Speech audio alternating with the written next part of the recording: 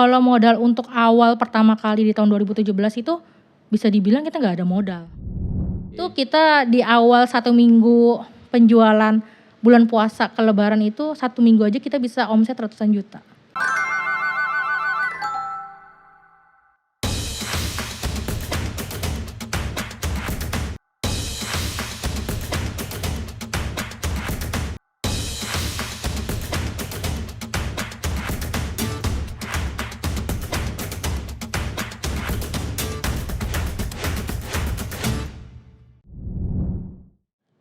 Halo Sobat Sultan dimanapun Sobat berada, selamat pagi, selamat siang, selamat sore, dan selamat malam. Welcome to Sultan Podcast, tempatnya Sobat menemukan cerita inspiratif, ilmu baru untuk membangun usaha Sobat, tentunya untuk menjadi semakin naik kelas dan tentunya semakin cuan. Saya Noval akan memandu episode Sultan Podcast di hari ini. Dan tentunya saya nggak sendirian, di hari ini saya sudah ditemani oleh salah satu UMKM dari Tambun, Bekasi. Jadi kalau misalnya Sobat sering makan pempek atau makanan khas Palembang lain, mungkin sudah nggak asing nih dengan brand UMKM satu ini. Dan ketanggung-tanggung ya, usaha UMKM ini tuh berhasil meraup keuntungan omset bulanan hingga menyentuh angka 80 juta dalam waktu 3 bulan. Tentunya udah nggak sabar kan ya ingin mengulik informasi dari UMKM ini. Mungkin langsung saja kita kenalan dengan UMKM-nya. Halo Bu Dini, selamat siang Bu. Siang. Apa kabar Bu? Baik banget. Senang banget sih hari ini karena diundang ke Telkom, ketemu Mas Noval yang energik banget. Waduh, energik ya. Semoga sama-sama energik nih Bu nih. Betul. Yes, apalagi kita kan membagi informasi penting ya buat UMKM-nya biar sama-sama cepat naik kelas dan makin cuan ya Bu ya. Betul. Tapi tadi statement saya nggak salah ya Bu ya. Dalam 3 bulan pertama omset bulanannya itu udah bisa mencapai 80 juta ya. Betul, itu 3 bulan pertama saat merintis kita menyentuh angka hampir 100 juta dan meningkat terus hingga saat ini. Hampir 100 juta. Oke, luar biasa. Kesibukannya lagi apa aja Bu sekarang nih? Sekarang sibuk kita mau mengembangkan lagi bisnis kita untuk membangun lebih banyak lagi outlet. Outlet, oke. Jadi kita pengen menyebar outlet kita tidak hanya di Tambun Bekasi tapi ada di beberapa titik strategis yang ada di kawasan Bekasi maupun di kota-kota lainnya. Oke, mungkin sebelum kita lanjut lebih dalam ya diskusi terkait usaha UMKM Bu Dini, mungkin kita kenalan dulu nih sama sobat-sobat di rumah, di luar sana yang mungkin belum kenalan nih dengan UMKM-nya Bu Dini. Siap. Selamat pagi, siang, sore, malam semua pemirsa yang standby untuk nonton maupun yang ngefans banget gitu sama salah satunya dari Sultan Podcast. Perkenalkan, saya Dini, saya owner dan founder dari Lapak Cindo. Jadi Lapak Cindo Kopi itu merupakan UMKM lokal asli dan domisilinya di Kabupaten Bekasi dan kami itu ingin menjadi salah satu pionir UMKM dengan makanan khas Palembang terlengkap di Bekasi seperti itu. Makanan khas Palembang. Jadi mungkin kenapa nama usahanya itu Lapak Cindo. Cindo ya. Lapak Nah, Cindo itu ada sendiri, artinya tuh Mas. Ada artinya. Iya. Jadi artinya itu kan Lapak Cindo itu terdiri dari 2 kata ya. Nah, 2 kata itu yang pertama lapak, wadah atau perkumpulan. Jadi kita tuh pengen punya banyak produk tapi produknya itu berkualitas. Nah, tahu nggak Mas arti Cindo itu khas Sumsel, bukan singkatan. Oh, bukan singkatan. Bukan singkatan Saya hampir berpikir singkatan bukan. Sesuatu nih. Bukan ternyata bukan, ya. Cindo artinya apa nih Bu? Cindo itu artinya bagus, baik, berkualitas. Jadi kita tuh ingin mengeluarkan produk-produk yang baik, berkualitas, yang customer tuh bakal senang banget gitu. Pasti, dan terbukti ya, langsung omsetnya naik hampir 100 juta Betul. cuma dalam 3 bulan ya. 3 bulan pertama di tahun 2017. Oke, mungkin untuk starting pointnya ya, mungkin kita bisa cerita bersama nih Bu Dini, cerita bersama dengan kita bagaimana sih awal mula bisnisnya Lapak Cindo ini bisa berdiri sampai sekarang? Awalnya itu karena di tahun 2017 Mas, setelah kita menikah sama suami ya, jadi awalnya itu merintis sama suami, kita coba buka usaha karena dulu kan dua-duanya saya sama suami pekerja swasta seperti itu kan. Jadi pengen sih punya misi sosial gitu loh, dampaknya nggak hanya buat saya tapi untuk orang-orang di sekitar saya minimal seperti itu. Nah kita bangun Lapak Cindo ini karena saya dan suami itu hobi jalan-jalan dan makan. Sama dong Bu. Itu kan udah semua orang suka ya kayak gitu ya, betul. Tapi nggak semua orang bisa mengkonversi menjadi usaha, cuan, betul. Jadi akhirnya kita melihat peluang, potensi, yuk kita jalan bareng, kita rintis bareng, seperti itu. I see. Kalau boleh share nih ya, modal awal nih, kira-kira di kisaran angka berapa? Kalau modal untuk awal pertama kali di tahun 2017 itu bisa dibilang kita nggak ada modal. Gitu Nggak ada modal? Nggak ada modal, bisa dibilang 100-200 ribu lah kayak gitu, nggak nyampe 1 juta. Karena 1 juta? Karena dulu tuh kan sistemnya kita open pre-order produk, gimana caranya kita mempromosikan dulu produknya, nanti orang tunggu beberapa hari dan orang itu transfer duluan ke kita. Nanti kalau barangnya sudah jadi kita kirim. Nah itu kan modal yang kita dapat dari customer transfer itu bisa kita putar dulu buat beli bahan baku, beli packaging seperti itu. Nah tapi dari sana kan kita belajar mengeluarkan banyak produk dan akhirnya modal itu meningkat dengan kebutuhan yang kita keluarkan seperti packaging, bahan baku. Itu kalau yang terbesarnya modal kita itu yang sudah stabil itu 8 juta. 8 juta. 8 juta itu kita banyak fokusnya lebih ke bahan baku sama ke packaging. I see. Tadi saya circle back dulu ya. Tadi kan di opening itu sempat sebut kesibukannya itu sedang opening ini ya, outlet baru. Betul. Ya. Apakah dari awal itu emang sudah offline ataukah bagaimana nih Bu Dini? Lapak Cindo itu berdiri 100% secara online. 100% Betul, online? Secara online. Jadi awalnya kita gak punya toko fisik, gak punya outlet. Kita hanya jual di rumah menggunakan media sosial.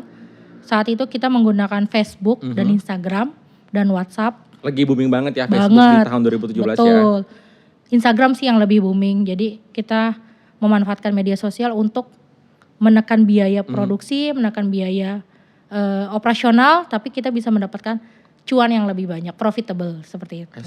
Di Facebook itu mungkin bisa di-share ya, soalnya sekarang tuh pasti banyak UMKM yang sudah mulai masuk ke Facebook. Betul. Bagaimana nih prosesnya dari Lapak Cindo nih ya, caranya berjualan nih di Facebook sampai bisa menarik banyak banget nih konsumen.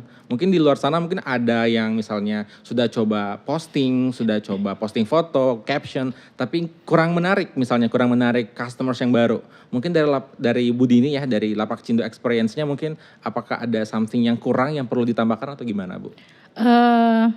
Usaha itu kan beda-beda ya. Kalau saya kan kebetulan di food and beverage gitu loh, di makanan kan. Sebenarnya kuncinya itu ketika bermain media sosial bagaimana kita konsisten.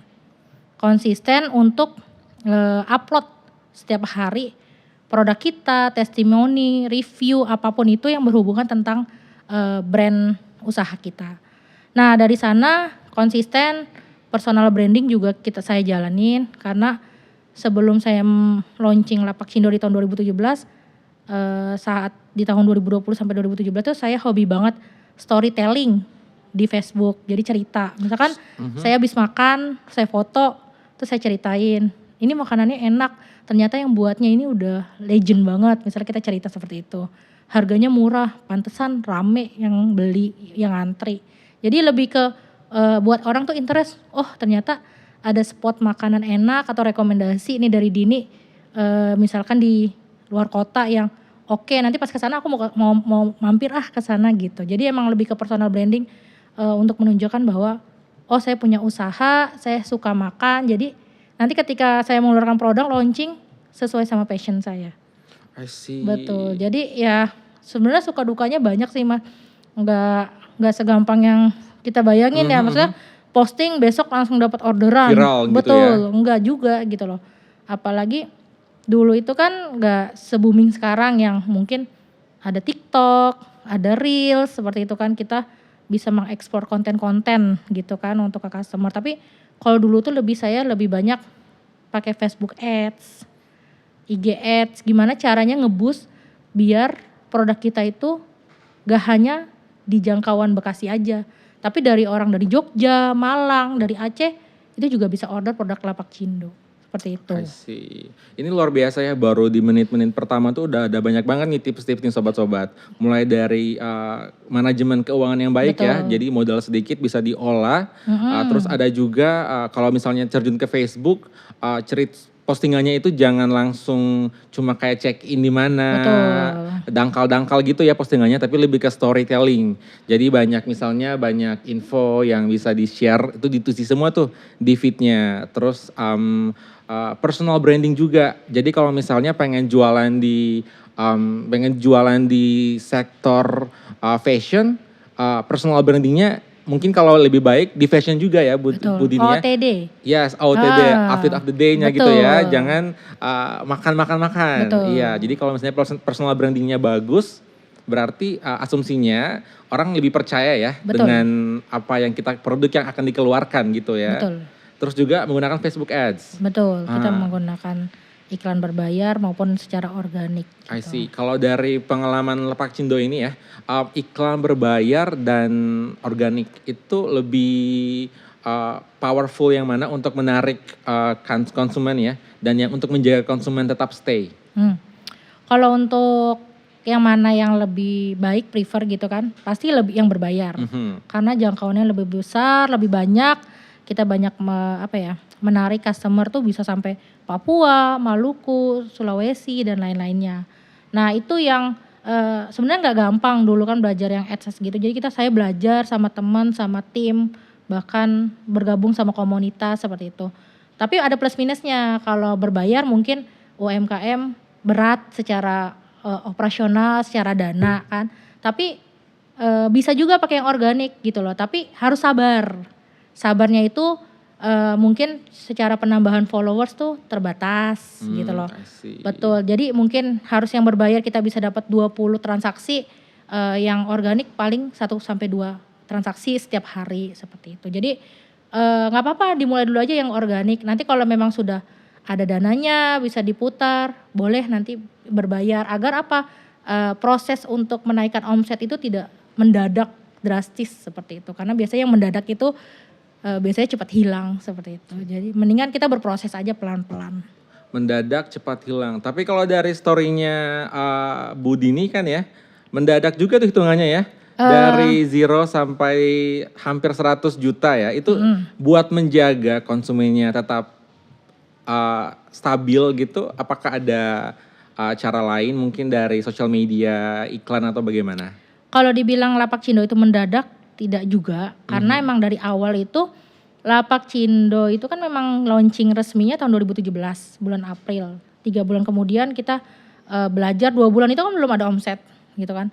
Tapi sebelum 2017 itu kita udah pernah melakukan usaha dulu gitu loh. Jadi kita udah pernah belajar, berproses, tahu gimana ketika udah punya produk sendiri kita langsung bisa gini cara tips triknya seperti itu. Kita udah ketemu polanya. Akhirnya di bulan ketiga kita punya banyak produk dan itu yang meningkatkan omsetnya Lapakcindo sampai saat ini. Oke, Budini, jadi di awalnya tuh kan Budini sempat sebut ya kalau di 3 bulan awal itu omsetnya kurang nih. Atau mungkin bahkan belum ada omset ya di awal ada. Ya, sampai tiba-tiba sampai naik ya. Bukan tiba-tiba nih naik. Sampai menyentuh angka sekian ratus juta ya. Nah dari Lapakcindo sendiri aktivitas ya kalau misalnya bahasa kerennya itu activation ya. Aktivasi apa nih yang biasanya dibuat sama Lapakcindo? Apakah kerjasama ataukah fully cuman iklan organik seperti itu? Jadi Lapakcindo berdiri itu kita mengajak ibu-ibu di sekitar Tambun yang punya produk enak untuk kita bantu jual. Nah dari sana kan banyak tuh ibu-ibu yang mungkin secara kualitas masak dia enak gitu kan, secara produk juga oke, tapi mereka tuh kadang bingung mau jual kemana. Kadang mereka juga kalau ngupload di media sosial itu apa adanya. Padahal kalau makanan itu kita harus upload itu lebih menarik attractionnya customer gitu loh. Gimana caranya biar orang tuh ngiler sama produk kita kan. Nah di sana itu kita ajak ibu-ibu untuk misi sosial untuk menjual produk mereka dengan di packaging yang bagus seperti itu, meningkatkan omset mereka, dan saya mencari produk yang banyak. Jadi Kenapa omsetnya banyak? Karena memang produk yang dijual di Lapakcindo saat itu banyak. Kuantitas dan pengalinya itu yang bikin omset kita itu jadi meningkat seperti itu. Ada sharing revenue gitu ya kalau misalnya Betul. kerjasama ya. I Kita see. nanti dari dia mereka berapa, kita up berapa jual. Tapi nggak cuma satu produk Lapakcindo menjual saat itu. Misalkan contohnya hanya olahan ikan, pempek aja atau kerupuk kemplang aja, enggak. Tapi ada produk kue, sambal, ada produk snack-snack yang lain. Nah, kita kumpulkan banyak. Nah, dan itulah yang menjadi Lapakcindo meningkat secara omset. I see. Mungkin penting juga ya buat rekan-rekan Sobat Sultan di luar sana yang baru buka bisnis ya. Dan produknya mungkin cuma satu. Mungkin Betul. bisa membantu dibuat lebih variatif produknya. Betul. Tapi kita nggak produksi sendiri nih. Kerjasama dengan mungkin tetangga. Yang mungkin sudah dikenal rasanya enak. Cuman customernya kurang. Betul. Kita bantu packaging. Kita markup. Bantu ada sharing revenue di Marketing. situ. Jadinya menarik konsumen gitu ya. Betul. Jadi itu juga kita nggak fokus sama cuan aja, tapi kita fokus bagaimana empoweringnya. Kita dapat social impact nggak hanya di keluarga kita. Kan kalau kita mau usaha kaya cepet ya Mas ya, gampang ya. Tapi kan kita punya misi ataupun punya pengen ada kebermanfaatan yang tersebar seperti itu. Nah itu bisa jadi keberkahan dari usaha kita. Makanya bisa jadi itu yang doa-doa ibu-ibu yang hebat dulu merintis saat Lapakcindo itu yang membuat Lapakcindo sebesar saat hari Wah, ini. luar biasa. Kita kan nggak tahu ya Mas ya gitu. Saya punya pertanyaan selanjutnya nih Iya. ya, Bu Dini ya. Ini sebenarnya terkait pandemi ya. Karena kita sekarang masih di masa pandemi. Betul. Apalagi 2017 berarti ketika pandemi muncul itu 2020. masih di puncak karirnya Lapakcindo lah bahasanya gitu ya. Awalnya saya pengen nanya dampaknya seperti apa gitu kan. Cuman sepertinya kalau dari ceritanya karena fully online ya. Sepertinya sepak Betul. terjangnya bagus nih. Betul. Iya, mungkin bisa diceritain nih Lapakcindo di saat pandemi itu seperti apa? Pandemi itu diumumkan pemerintah itu kalau nggak salah bulan Maret tahun 2020 ya. 20, yes. Itu di 1 bulan awal itu emang kita benar-benar zero omset. Kita nggak punya omset sama sekali karena bahan-bahan baku yang ataupun produk yang udah kita produksi kita tertahan tidak bisa terjual seperti itu kan. Sempat terpintas pengen jual alat, cuma mikir sama tim sama suami, sayang kalau jual alat takutnya alatnya digunakan lagi nanti setelah pandemi kan kita nggak tahu kan. Terus juga karyawan banyak dirumahkan, itu banyak sih Mbak, 1 bulan itu dilema. Tapi di bulan April tahun 2020 itu juga momentum banyak warga nggak mudik. Oke. Pertama kali pemerintah melarang mudik. Nah itu menjadi titik balik Lapakcindo bangkit. Peluang yang kita lihat adalah bagaimana kita mensuplai produk-produk khas Palembang untuk warga Jabodetabek yang nggak mudik. Yang nggak mudik, khususnya nggak mudik Palembang kangen sama. Betul. Oke. Itu kita di awal 1 minggu penjualan bulan puasa ke Lebaran itu 1 minggu aja kita bisa omset ratusan juta. Jadi itu malah corona membawa berkah untuk Lapakcindo. Oke. Malah omsetnya meningkat drastis. Jadi pintar-pintar membaca situasi peluang, ya, betul. peluang ya. Tapi di 1 bulan Maret kita nggak ada omset, nggak ada penjualan, itu ngerasa sih kayak kita kayak muhasabah diri. Mungkin selama ini kita pernah melakukan kesalahan, mungkin ada transaksi-transaksi yang ada yang tidak suka ataupun yang bagaimanapun, mungkin ini teguran juga. Nggak saya aja sih, tapi semuanya kan. Tapi saya tetap muhasabah diri untuk saya dan tim. Oke, 1 bulan ini kita mungkin gak dikasih dulu pendapatan dari jualan Lapakcindo. Tapi di situ saya nggak berhenti, cuma yaudahlah pandemi kelar, semuanya sama, omset turun, nggak akan ada yang meningkat omsetnya gitu kan. Jadi saya sama suami terutama itu gimana caranya kita karyawan bisa kerja lagi, nggak dirumahkan lagi, kita bisa menjual produk-produk yang masih ada di rumah saat itu kan, dan bagaimana bisa mengaktifasi lagi penjualan secara online. Dan itu jadi kalau dibilang pandemi banyak merosot, pandemi bagi Lapakcindo salah satu keberkahan. Katakan lagi nih, saya sebagai UMKM saya sudah bisa melihat peluang nih. Ada peluang misalnya untuk penjualan produk A misalnya gitu ya. Tadi kan katanya karena kondisi pandemi tidak boleh pulang kampung, akhirnya yang kangen rumah, kita jualan produk-produk yang mengingatkan sama rumah gitu kan. Betul. Saya sudah melihat peluangnya, next step-nya apa gitu. Next step-nya saya mesti ngapain nih? Next step-nya selain berdoa, ikhtiar pasti ya Mas ya. Aktivasi lagi media online. How? Contohnya marketplace kita aktivasi lagi, bagaimana customer yang nggak tahu jadi tahu gitu kan, kita pakai lagi mungkin cara-cara untuk paid promote seperti itu, bagaimana cara untuk nge-boost lagi via iklan dan lain-lain. Jadi emang step-step online itu balik lagi sih. Jadi karena emang Lapak Cindo 100% online, ya akhirnya semua rezeki yang kita dapat itu 100% juga online. Nah jadi mulai lagi branding, personal branding lagi, ngupload foto lagi karena kan jadinya produknya makin banyak nih karena khas Palembang, jadi banyak yang diupload. Kita upload video, kita upload foto, kita upload review, kita upload apapun lah gitu loh. Sampai orang tuh ngiler dan ngerasa, oh oke, minimal lingkaran saya deh, teman-teman saya sama customer yang lama tuh tahu kalau akhirnya saya menjual produk-produk khas Palembang. Jadi mereka akhirnya ingat saya. Jadi kalau Palembang di Jabodetabek Bekasi ingat Lapak Cindo gitu. Jadi emang kita nge-boost lagi aja. Oke, kita go marketing 101 ya nih Bu ya. Aktivasi nih, mungkin ada yang bingung juga. Aktivasi online itu ngapain sebenarnya? Betul. Mungkin bisa dibantu dijelaskan nih dari Lapak Cindo sendiri, aktivasinya ngapain aja? Kalau aktivasi online itu gimana caranya kita tetap konsisten di online gitu loh. Jangan karena pandemi udah hilang gitu kan.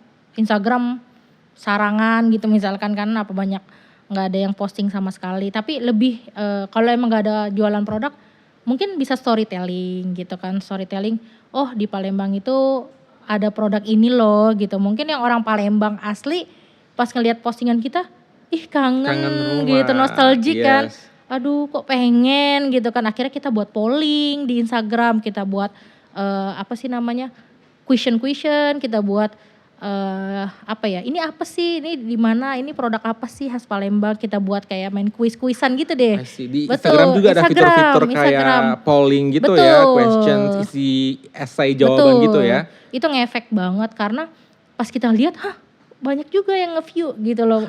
Langsung meningkat drastis. Mulai dari sana saya dan tim mulai membuat konten, gimana caranya orang tuh interest datang untuk ngelihat postingan kita. Itu sih aktivasi. Jadi aktivasi itu mungkin yang sebelumnya pasif, mungkin yang sebelumnya nggak ada aktivitas, kita aktivitaskan lagi. Jadi orang pas datang, baru inget aku mau kue khas Palembang gitu misalkan. Oh iya ada di Lapak Cindo.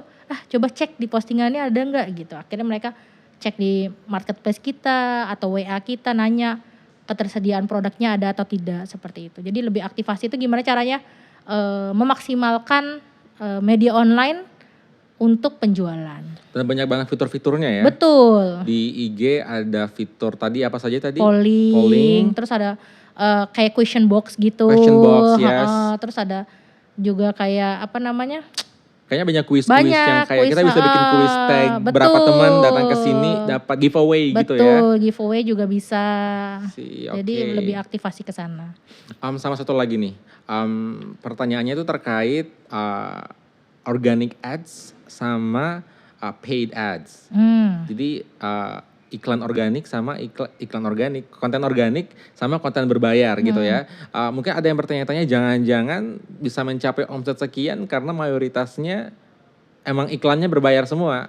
Nah kalau dari Lapak Cindo nih situasinya kayak gimana nih? Kalau mau jujur banget ya, sebenarnya kita jarang berbayar. Jarang berbayar.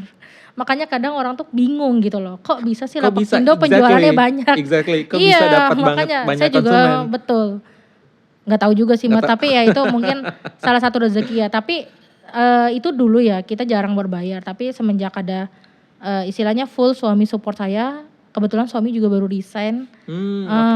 Terus udah gitu full bantu saya di Lapak Cindo. Sepertinya lebih menarik berbisnis ya, lebih cuan ya. Mungkin kasihan lihat istrinya kan, maksudnya kemana-mana harus meeting ketemu orang bla bla bla. Akhirnya kan bisa ditransfer ke suami seperti itu kan. Nah Sekarang suami yang menghandle dan banyak yang berbayar. Seperti marketplace kemarin kita baru buka di toko di marketplace hijau dan biru gitu loh. Karena sebelumnya kita fokus hanya di oranye. Nah itu kata suami di hari pertama hari kedua kita udah dapat omset berapa ratus ribu seperti itu. Itu kan mungkin pencapaian yang menurut saya oke lah ya untuk toko yang baru buka seperti itu. Nah itu karena memang suami rajin melakukan ads berbayar seperti itu. I see. Mungkin ada tips ya terkait cara membuat konten berbayar nih. Kalau misalnya mau iklan nih, ada tips nggak nih dari Bu Dini? Misalnya untuk menarik audiens lebih banyak lagi, apa yang mesti dilakukan, diisi di form-form iklan di Facebook Ads atau Instagram Boost gitu tuh. Kalau iklan itu saya bukan ahli banget ya. Jadi kalau untuk secara detail mungkin bisa belajar. Karena emang dulu saya sempat belajar ads itu agak rumit gitu loh, agak rumit. Belajar di mana kemarin? Kemarin saya pernah belajar bareng teman-teman, ada satu tim, jadi ada yang satu master expert gitu, dia bisa. Jadi kita diajarin gimana caranya, mau menjangkau berapa radius dan lain-lain, harus bayar berapa. Terus nanti kata kuncinya apa, biar nggak random gitu loh masuknya kan. Kita mau targetnya umur berapa seperti itu, harus jelas gitu kan. Jangan masukin misalkan umur 1 tahun sampai 60 tahun, itu random banget. Terlalu jauh juga. Jauh banget. Apalagi kalau beli pempek kayaknya umur 5 tahun kayaknya nggak bisa akses gak bisa ya. Kan, makanya akhirnya kita perkecil lagi, kita coba riset gitu loh. Oh ternyata yang suka market kita nih, market size kita itu mungkin ibu rumah tangga seperti itu. Nanti dia beli produknya untuk keluarganya gitu kan. Untuk dijual lagi di ibu-ibu komplek, misalkan kayak gitu Mas. Jadi marketnya harus diperkecil, radiusnya jangan gambling, jangan pengen seluruh Indonesia tahu, enggak, jangan. Kalau bisa radius berapa kilometer dari Lapak Cindo gitu kan. Jadi banyak sih Mas cara-caranya. Nah tapi untuk belajar Facebook atau itu ya kalau mau gabung di komunitas. Karena kalau belajar di buku aja atau online aja tanpa praktek itu nggak akan bisa. Komunitasnya bisa ditemukan di mana? Bisa sih kayak komunitas-komunitas bisnis kayak di Bekasi ada seperti itu. Bisa dicari kayak komunitas bisnis di Jakarta mungkin ada gitu kan. Kalau mau disebut namanya ada beberapa seperti itu. Oke. Mungkin bisa kontak langsung Bu Dini ya kalau misalnya boleh, nanti kalau join. mau tanya-tanya Yes. Nanti kita kasih rekomendasi. I see. Oke, berarti kalau bisa saya sum up ya, dari pengalamannya Lapak Cindo, itu kan mostly berdirinya 100% online. Betul. Gitu kan. Tapi nih kayaknya kemungkinan tuh di luar sana tuh masih ada UMKM yang masih kayak bertanya-tanya. Saya mesti go online gak sih? Saya mesti harus jualan di marketplace gak sih? Saya mesti harus pasang ads yang katanya berbayar itu gak sih? Nah, kalau dari Bu Dini nih, apa tanggapan Bu Dini? Kalau menurut saya ikuti proses dulu, nggak usah langsung mau ngeluarin uang banyak gitu ya. Sayang, apalagi saya yakin UMKM itu nggak segampang itu mengeluarkan uang ya kan. Berat pasti ya. Mereka akan berpikir bagaimana untuk operasional dulu aja deh, kayak bahan baku, kayak perputaran modal lainnya seperti itu. Pasti kalau udah mikirin iklan-iklan tuh nggak kepikiran deh, saya yakin. Tapi kalau memang UMKM yang mau scale up, itu emang harus dilalui, harus dilewatin. Tapi ada tips trik sih, kalau misalkan kalian gak mau keluar uang banyak, buat konten yang unik dan memiliki value. Sekarang kan ada fitur Reels, TikTok. Sebenarnya Lapak Cindo gak terlalu aktif ke sana, cuma saya pernah belajar kalau memang tidak mau keluar uang banyak, ya udah manfaatkan Reels, TikTok. Karena jangkauan Reels sama TikTok tuh luas banget. Yes. Apalagi kalau konten kita bagus, punya value, pasti viral. Ya saya pernah tuh coba posting konten di Instagram saya, di Reels kan, tiba-tiba pas besoknya ngecek 5.000, kan bingung kan? Banyak kan banget follower kan? saya cuma 300 nih, ini 5.000 dari mana? Betul. Ada algoritmanya sendiri ya. Nah betul. Yang bisa membawa postingan kita itu memviralkan kalau misalnya unik. Betul. Jadi itu tips trik termurah sih, maksud saya murah dalam artian kita gak perlu bayar, tapi kita harus berpikir secara secara keras mungkin ya Mas ya, karena harus buat konten yang gimana caranya itu bisa jadi viral. Tapi viralnya yang bagus ya, positif dalam artian gitu. I see. Karena kalau berbayar pun ya tahu sendiri lah Mas ya UMKM. Apalagi UMKM yang masih baru Betul. merintis ya. Mau foto produk aja mereka berat gitu loh. Oke. Apalagi harus berbayar kontinu untuk melakukan penjualan di media sosial. Kalau dari diskusi sama Budi ini aku nangkapnya kalau dari UMKM yang baru merintis itu bisa posting bisa bikin konten di Instagram, Betul. di TikTok, Reels-nya pakai konten Reels, terus Story IG. Betul. Dan yang pasti harus konsisten ya. Betul. Jangan bolong-bolong. Betul. Yes, dan harus personal branding. Betul. Jadi informasi yang dibagikan itu harus sejalan dengan konten produk yang akan dijual. Betul. Gitu kan. Jangan misalnya kontennya fashion atau kontennya makanan, postingannya liburan keluarga yang ya kan yang gak terlalu berhubungan dengan produk misalnya. Sama manajemen keuangan juga tadi. Betul. Manajemen keuangan, personal branding, story. Informasi yang dibagikan itu dalam bentuk story ya, Bu ya. Jangan cuman shallow, cuman check in di mana. Betul. Saya lagi makan siang nih gitu ya, lebih ke cerita gitu ya. Ada value yang dibagikan. Betul. Karena sekarang udah zamannya online, zamannya kemudahan, digitalisasi. Jadi kalau dulu kan kita mau jual sesuatu door to door ya. Yes. Kita harus ketemu face to face. Masih belum online, masih belum ada. Online kan. Gimana capeknya untuk menerjang badai, hujan, terik matahari yang sangat luar biasa. Sekarang cuma rebahan aja, posting sesuatu yang unik, yang menggiurkan. Ada customer datang misalkan dari Jakarta, padahal kan dari Bekasi ke Jakarta lumayan tuh, ya kan? Kalau kita ketemu kan ongkos sudah berapa kan? Ternyata dengan ada go online, media sosial, digitalisasi ini benar-benar memudahkan banget. Oke baik Bu, tadi di awal-awal saya dengar ada kata reseller. Berarti selain menjadi supplier sekarang selain jualan sendiri ya, punya reseller juga ya. Kalau diperkirakan sekarang di angka berapa nih resellernya? Untuk saat ini Lapakcindo memiliki ratusan reseller. Ratusan reseller dan semuanya mostly semuanya atau mostly dapatnya dari online ya, jalur online, luar biasa. Jadi tapi kita cut dulu nih karena keterbatasan waktu. Bagi rekan-rekan sobat Sultan di rumah sana atau dimanapun berada yang tertarik untuk tahu nih gimana sih caranya bisa dapat reseller secara online ya. Dan untuk memanage reseller tersebut, stay tune karena di episode selanjutnya kita akan bahas terkait seller management, manajemen reseller secara online.